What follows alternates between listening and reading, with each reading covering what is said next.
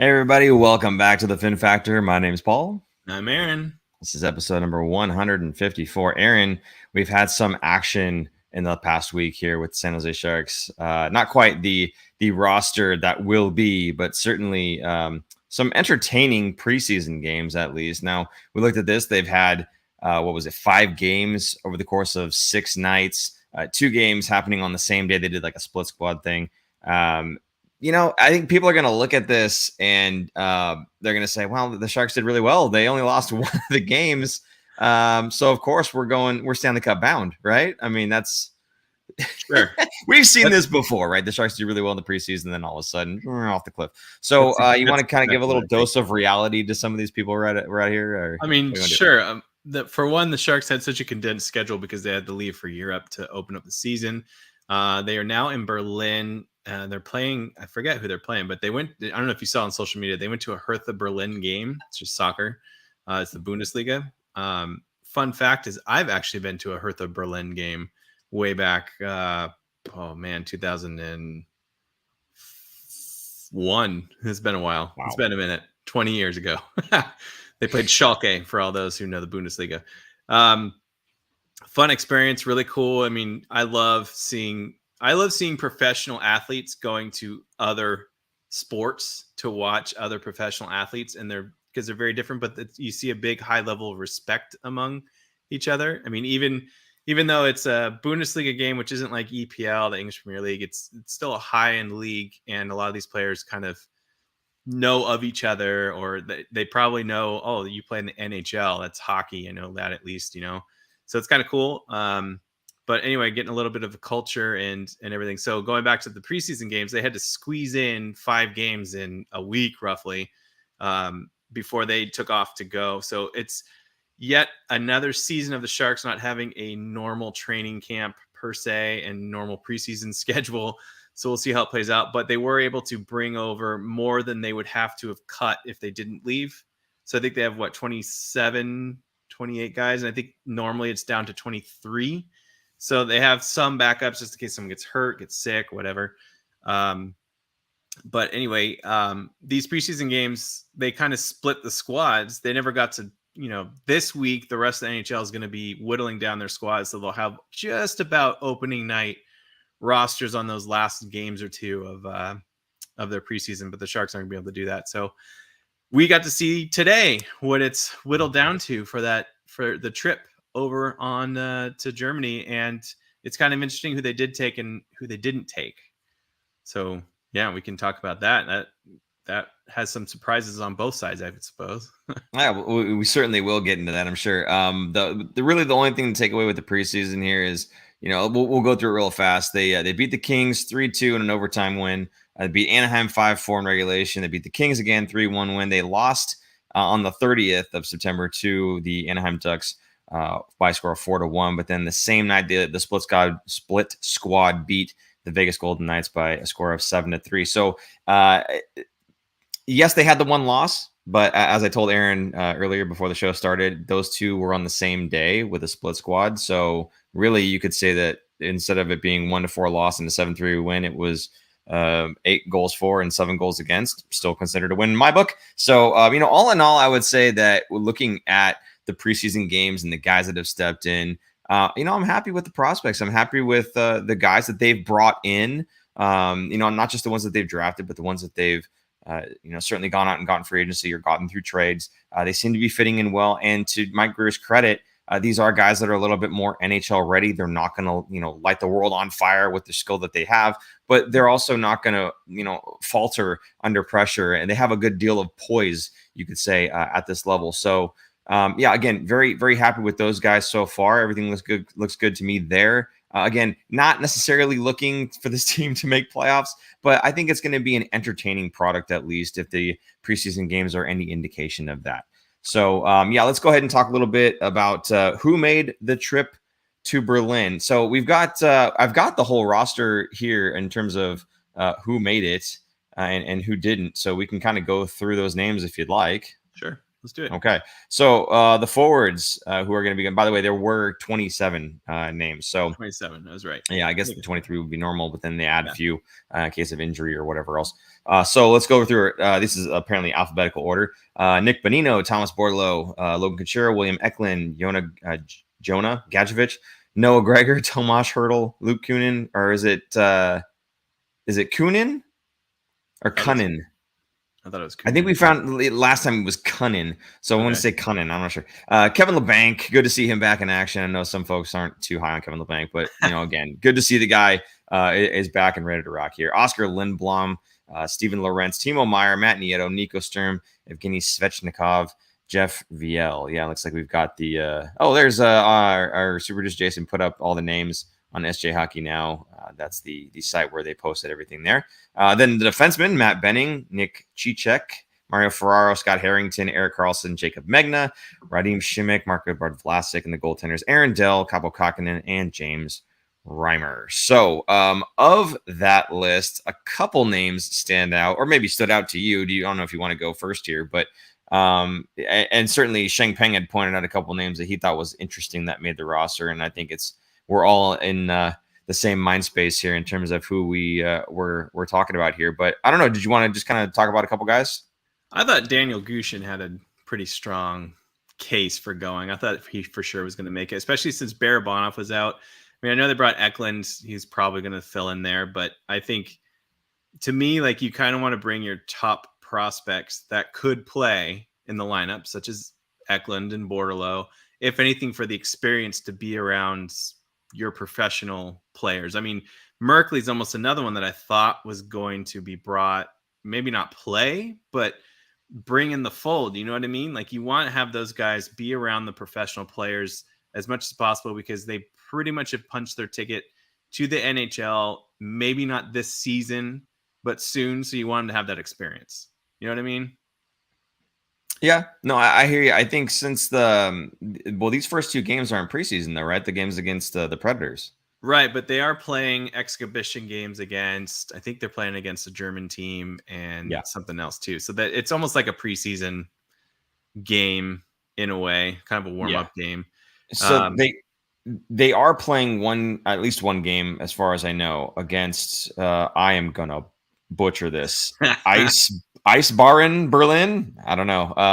That one's happening on October 4th.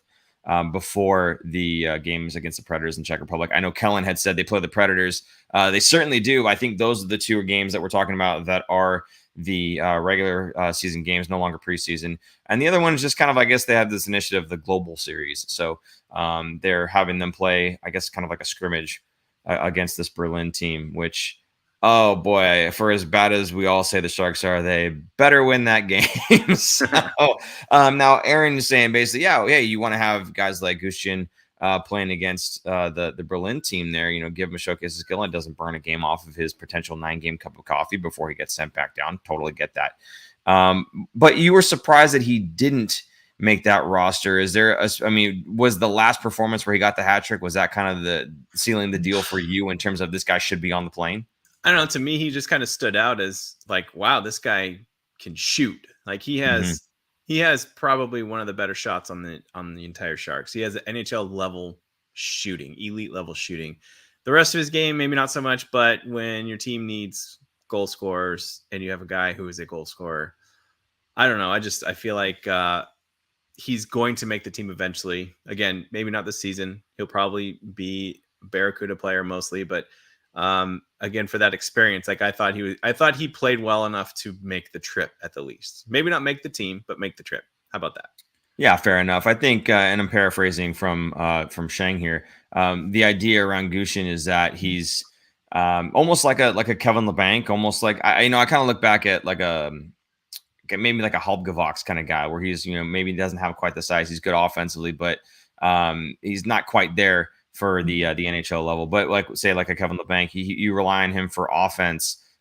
Is Goochin a guy that's going to get you a fair amount of goals at the NHL level, or is he a guy that might be struggling? Kind of like the idea behind Eklund playing with the Sharks for just that 9 games. he didn't really light it up, so they kind of sent him back to get some more conditioning. I think maybe that's the idea with Goochin. I think they had said they already had their minds made up about him. They wanted him to play with the Barracuda regardless.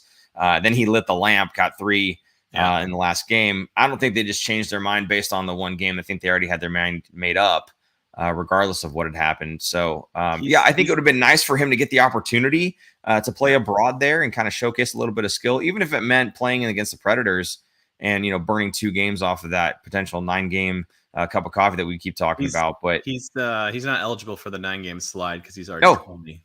Well, so there you it go. Wouldn't matter. He could play 11 games. It's the same as playing 0 games. It wouldn't do anything. Yeah. So I think, they just had their minds made up already. They're like, we're going to give this guy the conditioning that he needs. And I think that's not such a bad thing for GM Mike Greer and Coach David Quinn to, kind of lean more on developing their prospects. It seems like that's what they're trying to do more than anything else. You can see all the guys that they had brought in, and we'll talk a little bit more about some more staff additions in a bit here. But it seems like that's the idea, is we don't want to have these guys playing at the NHL level when they're maybe not quite ready. We want them to bake a little bit in the or the AHL level, or if it's maybe even a younger guy going back to their CHL teams or their junior level teams. So I'm all for that. I think it's a good idea. Bake these guys, make sure that they're growing properly and not just getting swarmed. So build up their confidence, like you've always said too, with like Ryan Merkley. Let him be the man. The only problem with Ryan Merkley is he's had quite enough years, I think, now to try to be the man at the AHL level. But I mean, he's 22 now. Only 22, man. Defensemen take a long time to come into the NHL, and he's an undersized defenseman. So he's gonna take another year at least, I think, before he could be a full-fledged NHL defenseman. That's what I think. I'm not worried about him at all. I hope. He's not going to be a top. I don't think he's a top pairing defenseman. I think he's going to be a good puck moving, probably 4th defenseman that would play on your second power play. He would never quarterback the main one. I mean, as long as Carlson's here, maybe if Carlson's out and he's the second line guy, but I just see him as he'll be a solid producing second pairing defenseman that can move the puck, and he's a right-handed shot, and his vision is off the charts. So I have no problem with that. It's almost like having another Kevin LeBanc on defense. Well, that's the problem, isn't it? Yeah, but LeBanc's not a top line forward. He's a third line forward. That's fine. It's a very serviceable person in the NHL.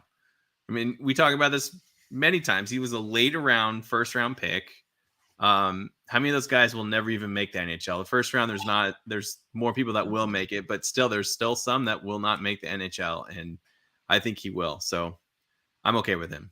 I have no problem. You're giving him another year. You're saying by next year? My expectations have come down for him. I do think he'll be a good, serviceable NHL defenseman, but I'm not hoping for him to be something more than he is. That's what I'm saying. So I'm not. To me, I mean, we haven't even done like a season preview, I guess, but I don't think the Sharks are going to be. They're not going to make playoffs this year. I think they're going to be, and I think it's on purpose. I don't think they're tanking. I think they're putting out a serviceable team that will be competitive, getting experience for some of the guys, and making competition for certain positions. Yeah. But they're shielding their prospects at the AHL level and having them kind of come together as a group at the AHL level. And so then next year they can graduate them almost together and they'll have chemistry built in. I think it's the right way to go. And they're only going to add another top prospect after this season, or a bunch more, Yeah. They're absolutely covered. Absolutely. It seems like that's the way they want to go now. They want to kind of build through the draft and not just kind of buy their talent, buy their players. One thing I will say about the players they have brought in, though, kind of to your point, is they bring in guys that are NHL veterans, and it's not necessarily to try to win games. These are certainly guys that if and when the team is not being competitive enough to make playoffs, these are guys that are role players on other teams that other teams trying to make playoff or trying to solidify themselves as a contender are going to want. So you'll be able to make moves for some of these guys as well that are going to bring back some prospects into the pool. And, because again, they are NHL caliber, NHL ready, maybe the more depth guys, but a team that's vying for a Stanley Cup probably already has the offense, and they probably are just looking for some of that depth. And I'm sure a lot of them will be looking to the Sharks and the players that they've employed this season to get there. Nick Bonino, Reimer, those guys are on the end last year of their contracts. Yeah. Those guys, those kinds of players, they're going to get moved, and the Sharks will get something for them. So, I agree. These guys are just going to be showcased in a way, and they're the missing pieces of the third, fourth line guys that contenders need. So, just like Cogliano last year, and he won a cup. Look at that. And what was that? 2 years ago? 3 years ago? No, how long ago was that? 3 years ago? We traded Goodrow. Oh my gosh, to Tampa. Blanking on his name. Goodrow. Barclay Goodrow. And he got 2 cups, right? Yeah. Or 1. Did he leave? 2. He got 2. Yep. Yeah, he had 2 years left on his contract. So the Sharks got a late first round pick for him. Same thing, Sharks just trade away their gold. So that means Carolina's going to win because Burns got traded. There you go. Go Carolina. Kellen Foster saying Goochin for AHL MVP. You might not be too far off on that. And Tyler giving a much more accurate guesstimate here that he's going to score 50 in the AHL. Aaron, do you think he's going to score 50? I absolutely think he can because of that elite NHL level shot against AHL talent, AHL goalies, and AHL defensemen. He should. I would say over under on 40, and hopefully he's over. I think that will largely be influenced by whether or not Eklund and Bordelot are playing at the NHL level, or if they're playing with him in the or if he gets called up. And how many games is he going to play? Oh yeah. That's it. Almost the betting thing should be more on like goals per game versus overall total. Because if he gets called up to the NHL, then he's not going to play as many games. Nice. Hey, you know what? Let's do the roll call a little early here. Let's see. Where are you guys watching us from? And then I think you said who you have in goal for game 1, right? And it's kind of a thing. Like I feel like what Reimer's going to get, or what Reimer's going to do for you. I think he's left off exactly where he was last year. Solid goalie. Kakkonen, to me, I think he has a potential to be more of a 1A than a 1B.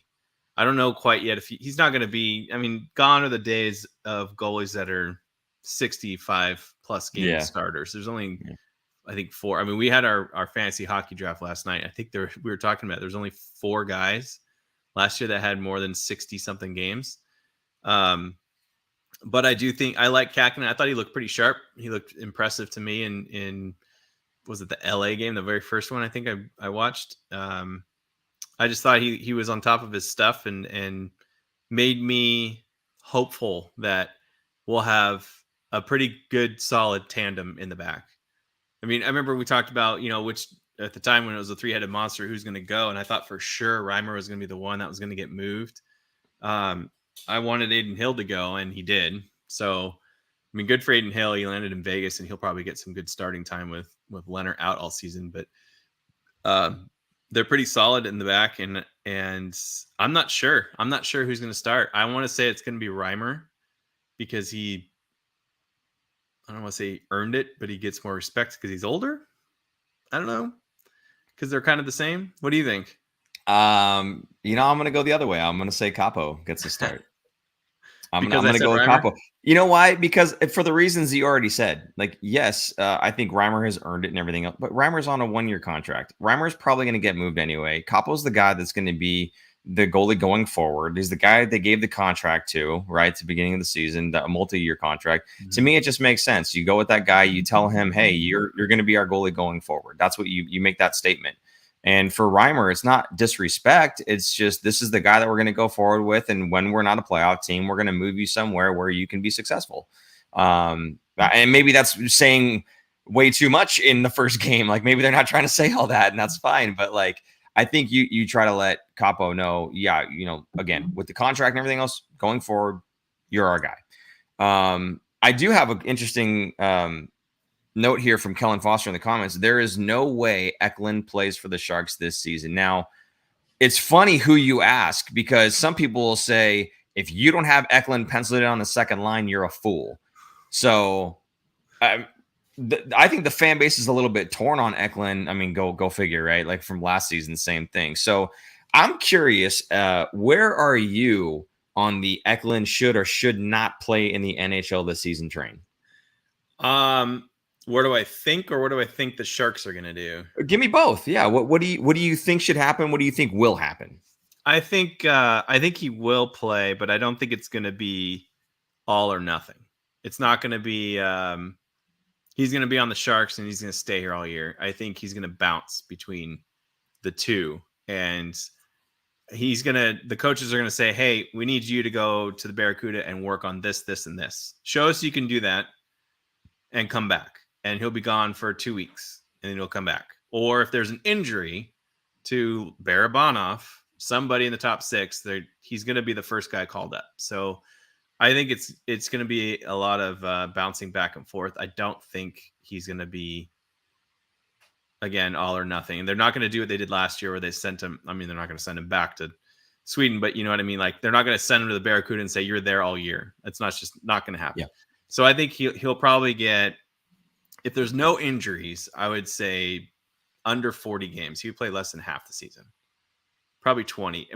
And then when you get towards the end of the season or after the trade deadline and they're out of the playoffs and they trade away their players, then they're going to start throwing in these guys to play like they did last year. And the year before that, they want to see what they can do and give them NHL experience. So it's kind of a harder question to answer. I just don't think he's going to be consistently on the Sharks all season.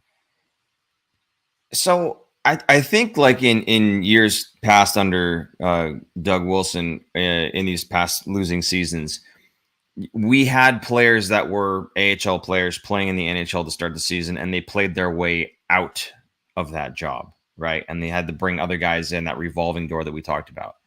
I think with the players that they've brought in so far, the guys in the AHL are going to be placed in the AHL. Eklund, they're going to be placed there, and they'll have to play their way into the NHL, going the other direction, right? Whereas, again, it was kind of given to you, and then you ended up like losing it. I think now it's more about, hey, you have to earn. And I think that falls more in line with the way GM Mike Greer is building out, his whole structure around him. So much is going into development and whatnot, right? So why would you build so much in development when you've got these top prospects, and then you're going to throw them into the NHL? We've seen this not work in the past, right? So I can totally see how he would say, you know what? You guys are awesome. You guys are going to be the next best thing. I cannot wait to play you. You're going to still have to earn it. So, and especially Coach Quinn, it sounds like he's the hard-nosed type of guy where it's like, yeah, you want to play here, you got to beat these guys out, period. So I could definitely see them starting off in the AHL and then getting the opportunity after they've shown what they can do in the AHL to jump in and play on the NHL roster, as opposed to the other way around like we've seen in previous years.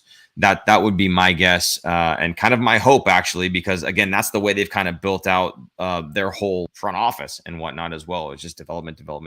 So, yeah, I think the Sharks, I mean, they went to the conference finals against St. Louis and lost. The next year is when they just crap themselves and were terrible, and nobody saw it coming. And I think the Sharks were kind of like in shock. The management was in shock of like, how the core is still here. Yeah. What's going on? And they were just plugging the holes in the lineup with what they thought the rookies are being able to do. And I think they kind of kept doing that for 3 seasons now that they've missed the playoffs. And now Greer comes in and he goes, no, you guys just don't have, the core is not strong enough with just plugging in the holes.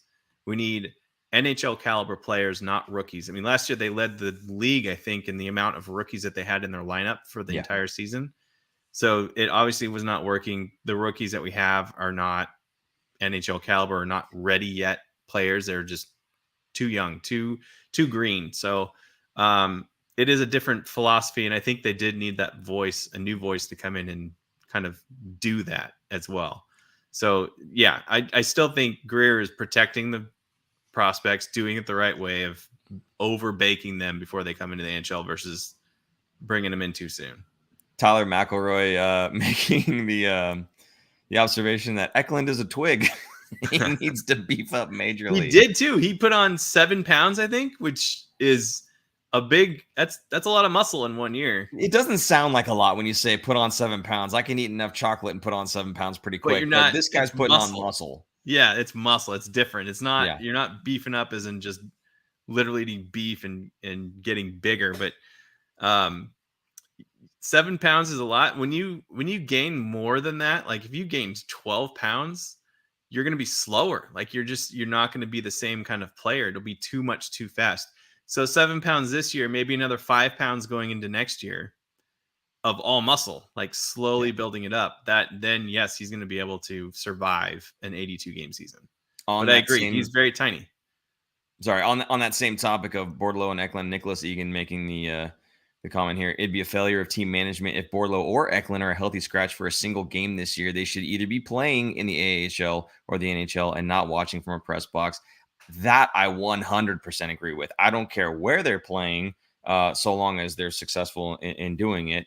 But they should be playing 100%. I absolutely agree with you, Nicholas.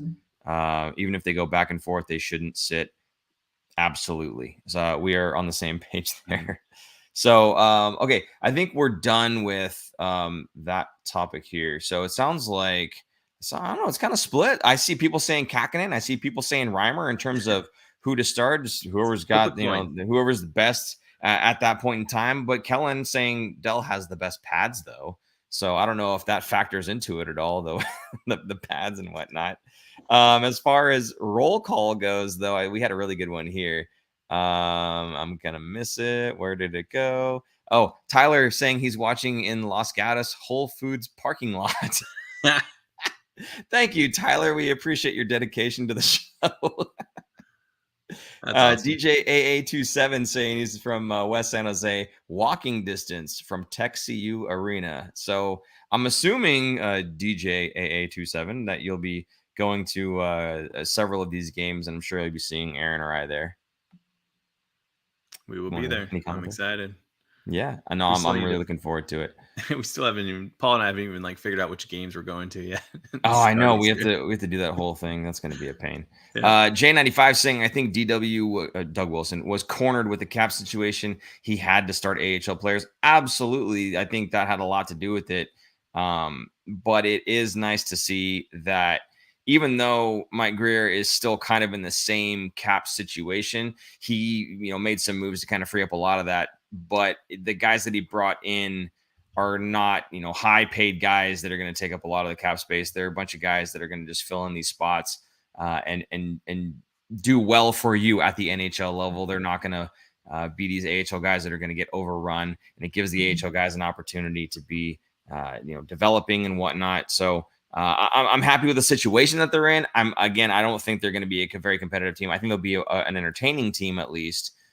So for whatever that's worth, but for me, I'm most excited about the Barracuda this season, unfortunately. So there you go. Aaron, anything else in here that you want to pick out? And there we go. Yeah. Anything else you want to pick out from the comments, or should we move on?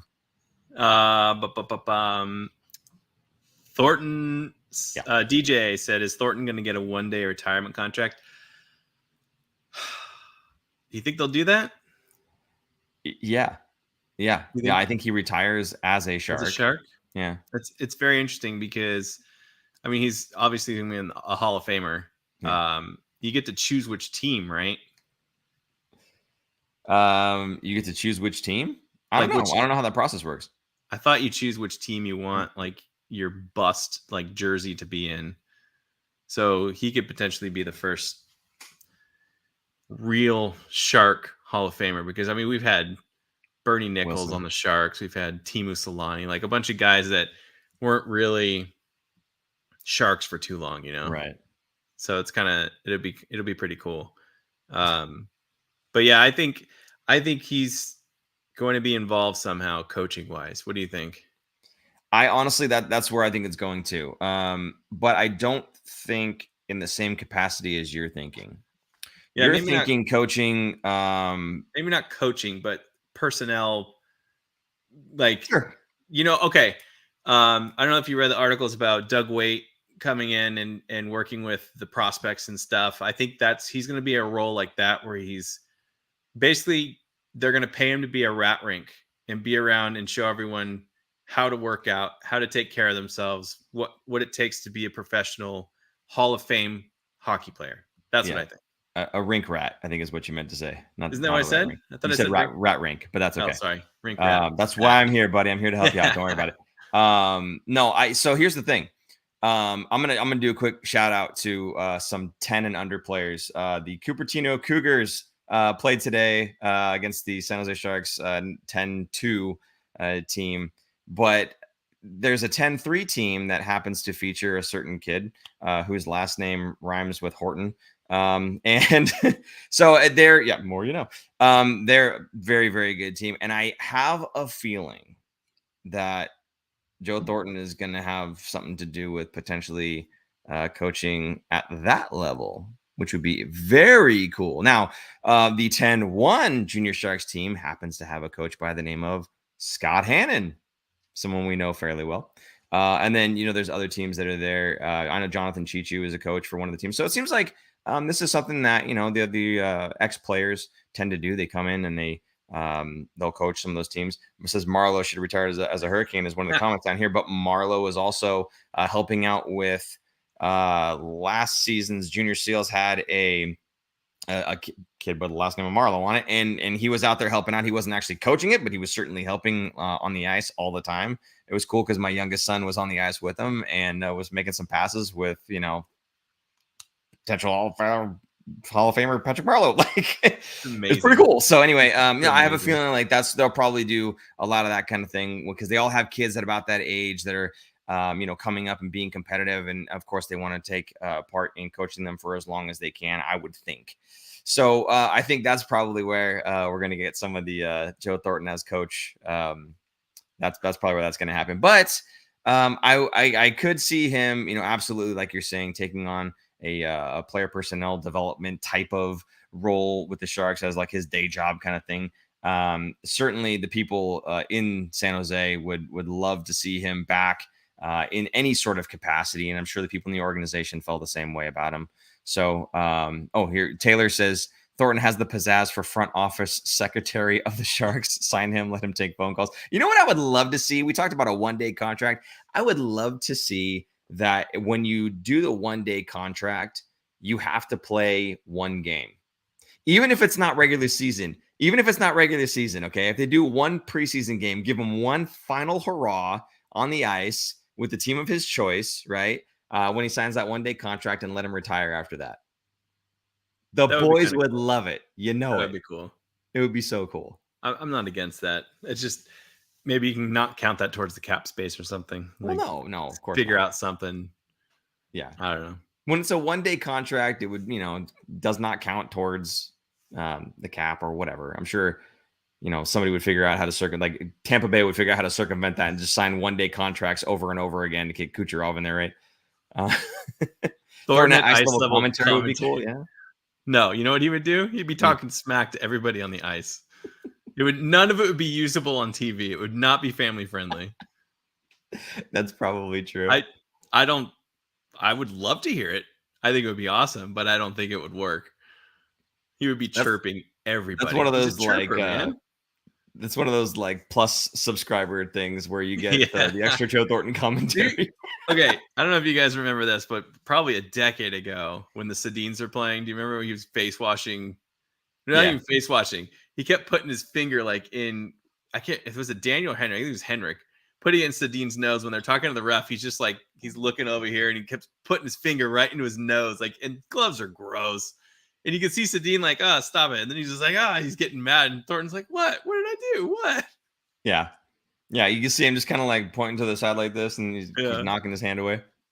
I guess Taylor agrees with me to the tune of $10 in the super chat. Thank you, Taylor, for supporting the show. If you want to be as cool as Taylor and you want to support the show, you can do the same thing. Super chat is available. It helps us with all of our production and everything else. So again, Taylor, thank you so much. Comment says, I love it. One game, go out a legend. It does make sense. I don't think you should just be able to just sign a contract, not play it at all, and then just be like, oh yeah, I was a Shark, whatever. You should jump in there, play a game. And you know Joe would do it. You know he'd love to do it. He'd go out there one last time, give it one little go, and then, that's Power it. play only. Power play only? No, I'd make him take the first face-off. Oh, that's not bad. You get Yeah. the first shift of the game. Exactly. And you can go from there. If he's stinking it up, I just sit him. Okay. So I think we talked about the Sharks playing in Berlin, but we haven't said anything about the Czech Republic because the Berlin game is just kind of like a global series thing. And I think these ones are actually still considered global series, but they are part of the regular season now. Is the October 7th and 8th games in the Czech Republic. They play back to back against the Nashville Predators. 11 a.m. start time and the Pacific start time. So you got to get up a little bit earlier to catch that game or those games, I should say. Huh? Get up earlier. It's at 11 a.m. our time here. Well, okay, fine. I'm saying you got to be watching earlier. I didn't mean How get late up. do My you bad. sleep in, man? My bad. You got to be watching earlier than 7 p.m. Okay, that's what I meant to say. What's really cool is this is the first games of the NHL, so all eyes will be on this game. All NHL fans will be watching this game because there's no other games on. So it's literally starting the entire NHL season, which is cool. Yeah, and again, being global, you're gonna have like eyes on it, not just locally either. So, yeah, just a really cool kind of initiative here. I like it. Do you think they should be doing this more often? I mean, I know they've done it in the past, but I think it was a regular thing until COVID hit. So I think this was they're going back to what they were doing before. Now COVID's a little different in Europe, and it's starting to get a little bit better, and things are opening up more. But they were closed off more than they were here in the last year and a half. So I think they're getting back to their kind of normal stuff now. So I love it. I think it's great. It's a great experience for the players. I think it's they're ambassadors of the NHL, not just their teams, but the whole NHL playing in Europe. And how many kids are going to be at this game in the Czech Republic watching that play hockey? Like, think of like your kids, right? Like they're going to go play like, oh my gosh, this is the NHL. Like for me, I'm a huge soccer fan. Imagine the EPL opening up in San Francisco and I go to a game and bring my kids and I'm like, this is the top league or one of the top leagues in the world. And you're seeing the best of the best and it's a real game. It's not an exhibition. So they're actually playing their hearts out. They're not going to be, dogging it or anything for a preseason game or an exhibition game. So it's, stuff that you only get to watch on TV and that's halfway around the world. So their hours are probably completely off. So now they get to watch it live and in person. That's going to spark more people playing hockey, a whole generation of kids growing up, and possibly a bigger talent NHL pool coming in, 15 years from now, 10 years from now. So I think it's great. I love it. I have no problems with it. I think they should do more of it, maybe spread it out in the season a little bit, because then almost like in football, you can give the team a bye week where they get a whole week to travel to play 2 games in another country and then go back. Not a bad idea.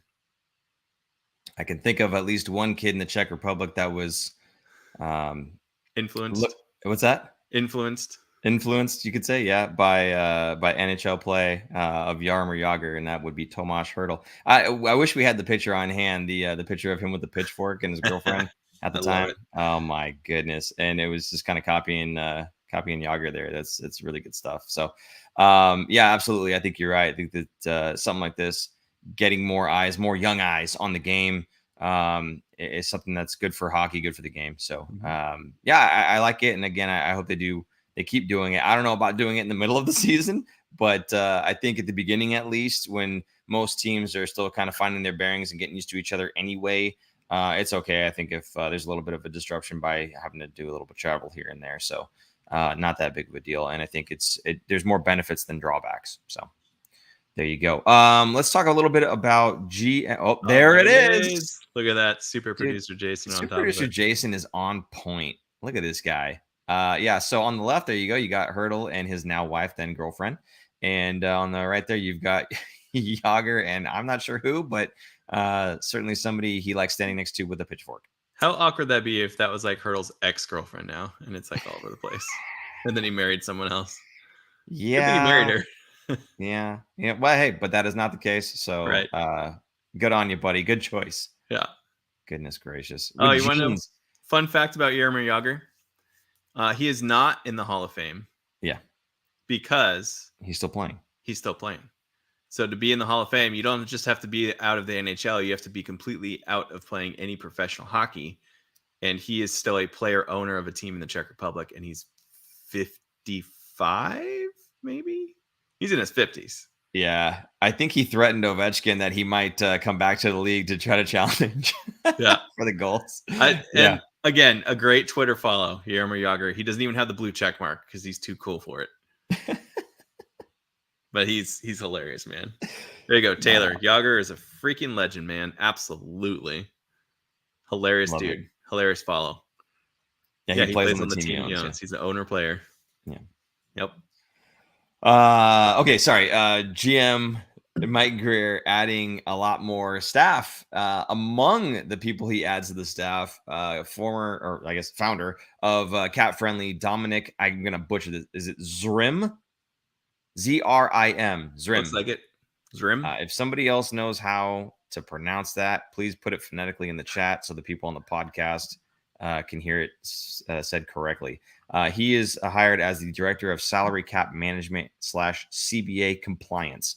What better guy for this role than the guy who founded Cap Friendly? I mean, really. So this was said to be a really smart hire by the San Jose Sharks. So, again, this is just another example of Mike Grier doing what he can to add people around him to make his front office as robust and as successful as humanly possible. This is kind of like the bigger name because of Cap Friendly, but among the other things he hired, AJ Bernstein, coordinator of hockey analytics, Martin Onak, I'm going to say that wrong, sorry, European scout for Czechia, Slovakia, Germany, and Switzerland. Cody Ward, assistant video coach, and Brian Gans, the assistant strength and conditioning coach. Again, all these things that he's doing to add in people that he can trust around him to do a good job for him to not have to try to do everything himself. And it's funny when you see all these guys that are being hired in all these different capacities, and then you look back at Doug Wilson and his staff, and you kind of wonder, well, where was all of this, right? Who was doing all this stuff? Was no one doing it? Was it being done all by one person and were wearing too many hats? And if so, gosh, I think spreading it out amongst all these different people who specialize in these different areas is really going to help the front office do a much better job of the different things that go into running a hockey team. So again, this is just another example for me of Mike Grier building a strong structure around him and putting kind of the development and the franchise first over anything else. I mean, what do you think about these acquisitions here, these additions? I mean, Grier talked about he's going to be building out that whole department essentially, and I see absolutely nothing wrong with it. First of all, the Sharks are very lucky to have a very rich owner, if you will. Oh yeah. But not just a rich owner, someone who is willing to spend. And I'm not just talking about the cap. Obviously, he's expanding all these departments and he is all on board for it. I mean, you compare that to an owner like someone who owns, let's say, a random baseball team in Oakland or a random soccer team in San Jose that doesn't spend anything and see what happens. The product is completely garbage. So starts at the very top. The Sharks are the SJ Sharks. That's pretty good. SJ Sharkey has been relieved of his duties of managing the cap for the Sharks. Thanks, Nicholas. That's pretty good. Again, it starts at the top. You have support, right? And now you have like Grier coming in and he's building out his team. And he probably laid all this out when he was being interviewed. Like, what are you going to do with the team? What would you do differently than what we've already done? He laid it out. Here's what I'm going to do. We need analytics. We need personnel development. We need to expand all this stuff. To today's NHL teams need all of this stuff to become very successful. If you look at all these other teams that are winning cups, that's probably what they're doing. So I'm all here for it. I think I'm the kind of person that thinks you don't want to be the smartest person in the room. You don't want to think that you're the smartest person in the room. You want to surround yourself with smarter people so that you can make the right decision. I came from a soccer background. It makes sense. I'm all about the team. To me, that's how I run my life. That's how I run my work. That's how I run everything, is team orientated, get things done and be successful. Some other people like it the other way. They want one person making all the decisions and being kind of like a czar, emperor, whatever. And the buck stops there with them. So two different ways to look at it. I like more of a team feel, so I'm happy that he's expanding and doing all this stuff. What do you think? The Czar Emperor. Okay. Yeah, no, I again, for me, better idea to have smart people surrounding you that can help you with the things that you're not an expert in. You hire the experts, you take that input, and you push a plan going forward. For you to try to do everything yourself, unless you're just, a genius at every single one of these things that he's hired somebody to do, it just doesn't make sense. It makes more sense for you to get the right people in the room to help you out. So, again, just another example of Mike Greer, I think, being the right choice for the Sharks going forward. And I think you're 100% right. Very happy that Hasso Plattner is not just a rich owner, because I'm sure all of them are, but somebody who's willing to spend the money to bolster the team and make them more than just kind of their hobby, if you will. So yeah, I'm happy with where the Sharks are going. We may not be good this season, we may not be good next season, but I'm happy with the trajectory, and I think we're heading in the right direction. Especially with the amount of energy being put into the development side of it and the operations side. So full marks to Mike Greer for that one. Okay, this is the part that I don't really say anything about, because we're going to talk about the Fantasy Hockey League. Aaron, you guys did have a draft last night, I think, though, right? We did, and we had about 6 or 7 of us online on a chat too. So it's kind of cool to not just talk Sharks hockey, but fantasy and all kinds of stuff. So I just want to shout out to the league, say hi, and thanks for joining. And also, not to forget that this will be, once our new set is up and running, on there. So the winner will be getting their name engraved on the cup, and it will always be in the background on our set. There you go. That's all I had for it. Pretty nice. I might have to start thinking about joining the fantasy league again. That thing's beautiful. So it is a keeper league, and I just noticed that one team had dropped after the draft. They didn't even show up to the draft. So if you want the team, oh wow, mind you, it's keeper league, and I'm going to throw this out to anybody who wants it. The first person to send me their email address. They had the first overall pick, so they have Connor McDavid on their team. Goo. So Paul, you want to take it on? So here's what I'm gonna do. I'm gonna throw it out there and give the people the opportunity to send an email in. If not, then maybe I will take that team over. So just to help the league go smoothly. So if you're interested, not only do you get to be a part of the Fantasy Hockey League, and you have the opportunity to win that beautiful trophy, or have your name put on it, I should say.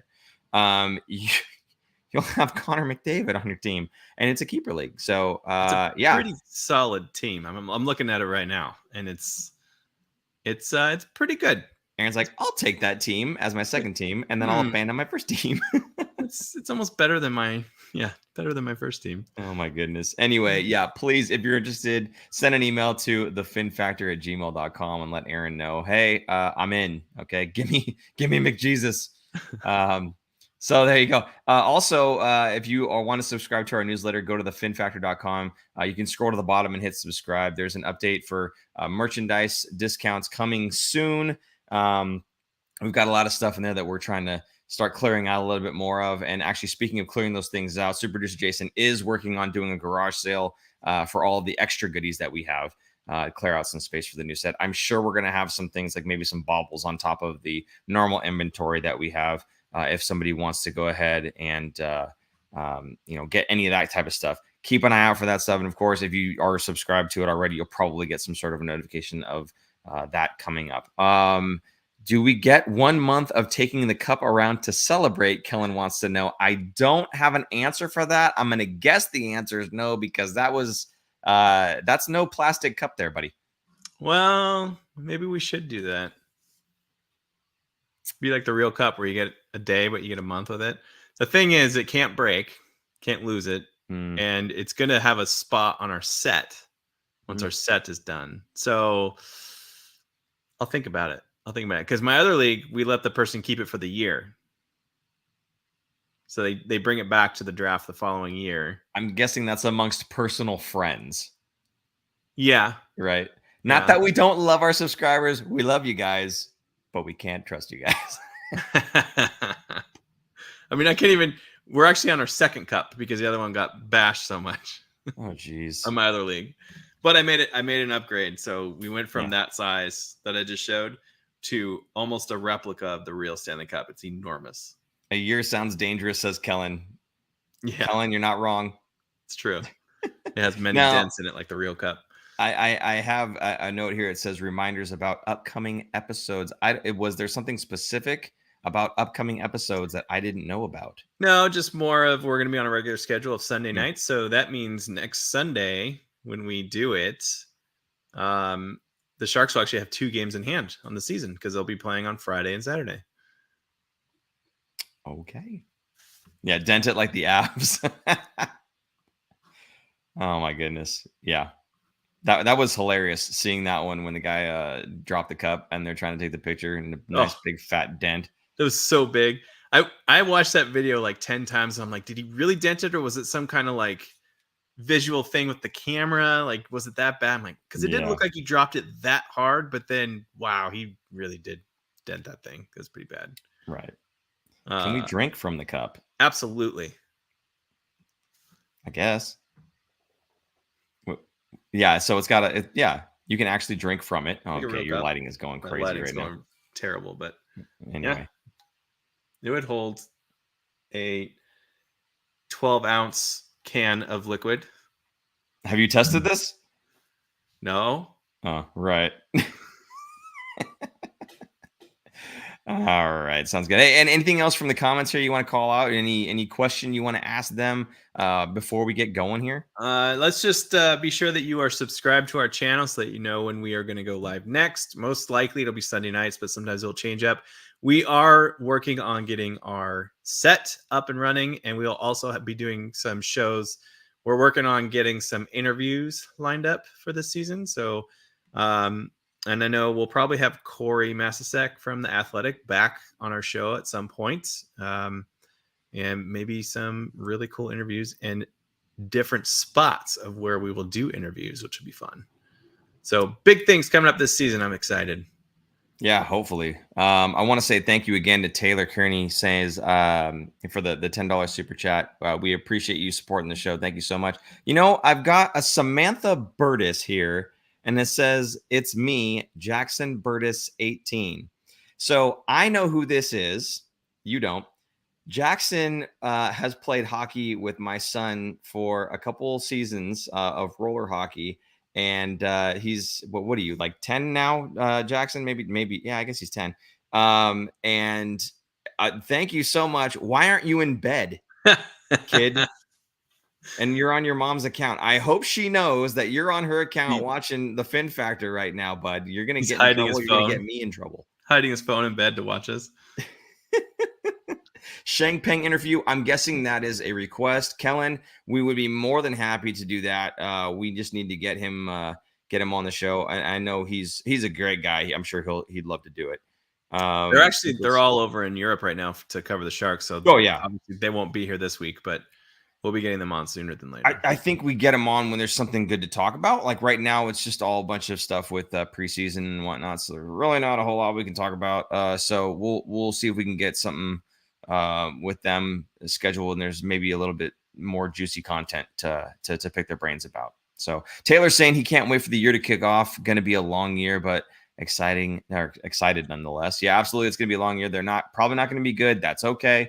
Again, I think they're going to be a more entertaining team this season, and I think we're going to see some improvements in the way that the team plays. I still think they're going to be competitive and they're going to win. I just don't think they're going to be good enough to get to playoffs. Yeah.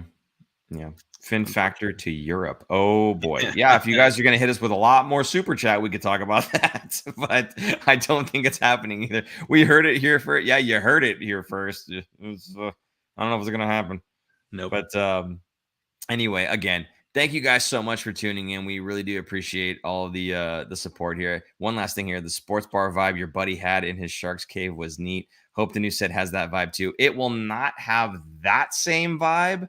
We will have a different vibe, maybe similar to, I don't know, something that is around Sneak peek that you behind could us. see right now if you were watching the show. Maybe something like this. I don't know. But that's kind of the idea. Anyway, again, I want to thank you guys so much for tuning in. It's so much more fun doing these things live, and we get to talk with you guys and kind of react to your questions and whatnot. So thank you for being a part of the show. As much as we love doing it, we love that you guys are here with us sharing the conversation. So you're seeing some of the textures on screen that will be in the real set, says super producer Jason. There you go. Oh, Taylor hits us with another $2 super chat. Europe funds. Sweet. Hey, that's Thank you like so much, Taylor. I think that's probably probably got, like, worth a a gallon of that's like a gallon of beer in the Czech Republic for $2. Is it really? Yeah, it's very cheap in the Czech There you Republic. go. I said a shawarma, but That's what I said, shawarma. oh, okay. Good. Let's do that too. You know what? Last thing here. Nicholas Egan says Pacific Division standings predictions. I don't have one for you. Aaron might be conjuring one up, but I think it's still like extremely early to even kind of think about who's going to be No, where. I mean, But I think a lot of people are picking Vegas to go back into the playoffs, and I'm going to pick them to not make the playoffs because I just think Mark Stone's back is messed up. He's not going to be able to play a full season. They had to trade Pacioretty, so he's gone. Jack Eichel, who knows if he's going to be able to play a full season and be effective. Their goaltending, Leonard's out all season, so they have Thompson and Aiden Hill as their goalies. Like, come on. So I don't think they're as strong as people assume that they are. yeah, A lot of people are also picking Seattle to be over the Sharks in the standings, and I'm not quite so sure about that as well. They got too many. Yes, they added some good players and obviously some very high skilled rookies, but I still don't think they're going to get better than the Sharks this season. They'll be close to them, but and I also don't think the Sharks will be in the basement of the division. Not that I don't want them to be, because I do want them to get a high pick, but I don't think they'll be down there. So, I mean, I'm not quite giving you everything, but LA and Anaheim, I think, will be vying for that third spot kind of in the division. And yeah, there you go. Calgary and Edmonton will be up there. I don't think Vancouver's is strong. They're better, but I think it'll come down to Calgary and Edmonton, and then Anaheim and LA, possibly Vancouver. Those three going to go for those third spots. I'm with you about Vegas, mainly for me because of the goaltending. Yeah, there's just not enough there. There's just not enough there. They don't have someone who is like a really true number one, I don't think, here. So yeah, I think that's probably where they're going to fall apart. And like you said, there's just too much going on in terms of injuries and that kind of thing. So and I love to see it. I love seeing Vegas just fail miserably. It's fantastic. Again, worst case or best case scenario would be them just missing the playoffs and getting the 16th overall pick in the draft. Right. And yeah, nobody wants that. Either go in and be competitive or just Top 10. Fail miserably. Yeah.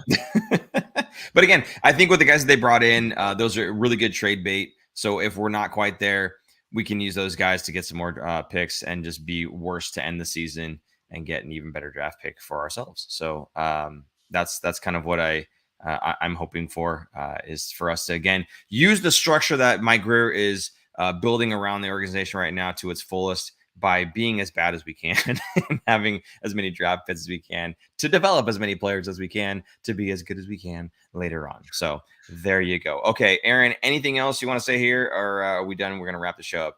Let's wrap it up. Let's wrap it all up. Guys, again, thank you so much. Again, I appreciate the super chat. If you also want to support us another way beyond super chat, there's the Venmo. You can hit us up there. You can tip us there at the Fin Factor. So if you have a comment that you add on with that, we can either do it during the show if somebody's watching it, or on the next show, we can bring it back up and say, hey, this person said this and they gave us a tip. Thank you so much for supporting the show any way you can. Feel free to head over to thefinfactor.com. You can hit the link to check out all the products that we have for sale. We have lots of cool stuff there. So any of the swag, like Aaron was drinking that water bottle, and we have hoodies and shirts and hats and stickers and stuff. So if you'd like to do that as well, please feel free. That's a great way to support the show and get something in return. And Aaron wants to get out of here. Yes, I'm sure he does. Okay. Yeah. So we'll get Aaron out of here then. For super producer Jason, I'm Paul. And I'm Aaron, trying to get out of here. And we will see you guys next week. Bye-bye. Bye. Thanks for tuning in. If you like this episode, check out our other content, especially interviews. You can interact with us directly through social media at The Fin Factor and on Instagram at Fin Factor. And don't forget to join our live streams on YouTube. Visit our website at thefinfactor.com, where you'll find all of our episodes as videos or podcasts. You'll also find our exclusive merchandise to help support our show.